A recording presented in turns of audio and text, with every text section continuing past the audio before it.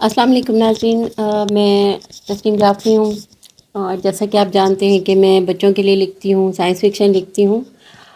लेकिन हाल ही में मैंने अपनी इस अदबी सफ़र में एक नई सिन्फ़ का इज़ाफ़ा किया है और ये है सफ़रनामा। सफ़रनामा लिखना ज़रा एक बिल्कुल मुख्तलिफ़ और मुश्किल सिन्फ़ होती है, लेकिन मैंने बहरहाल कोशिश की है कि मैं इस को बेहतर तरीके से लिख सकूं। और ये मेरी किताब है, ये जो चीन को इल्म से निस्बत है। और पिछले साल मैं चीन मेरा जाना हुआ। पिछले साल जुलाई अगस्त में मैं छुट्टियों में मैं चीन गई। मेरे भाई भाभी वहाँ होते हैं, उन्होंने मुझे सैर के लिए बुलाया था।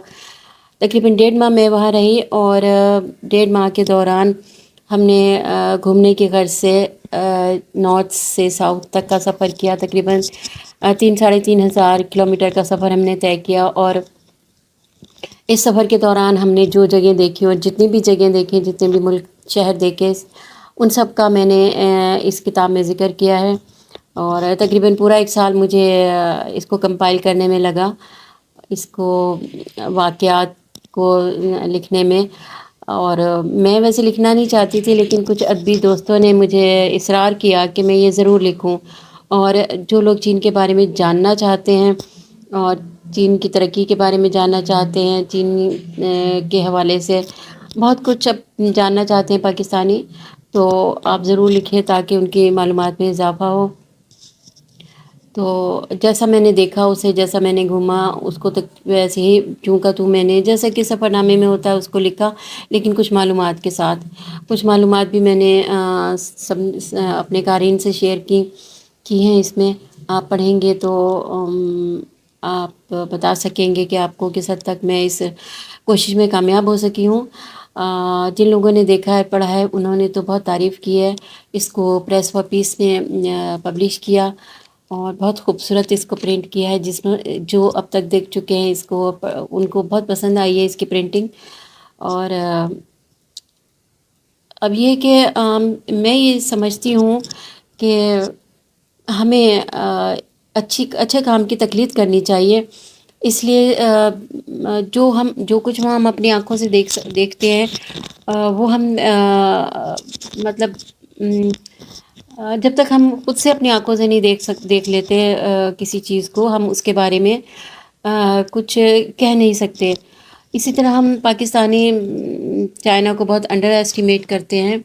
हम उनका मजाक उड़ाते हैं, उनकी चीज़ों का मजाक उड़ाते हैं, लेकिन हकीकत कुछ और है।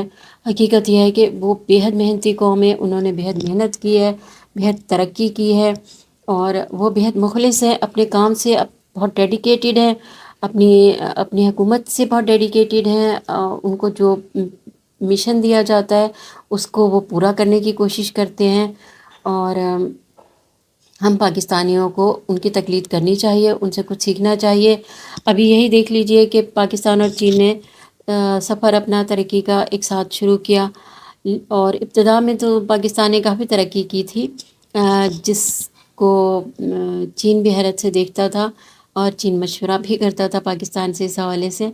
और अब देखिए पाकिस्तान वहीं का वहीं है और चीन कहाँ पहुंच चुका है, नंबर 1 की दौड़ में शामिल हो चुका है।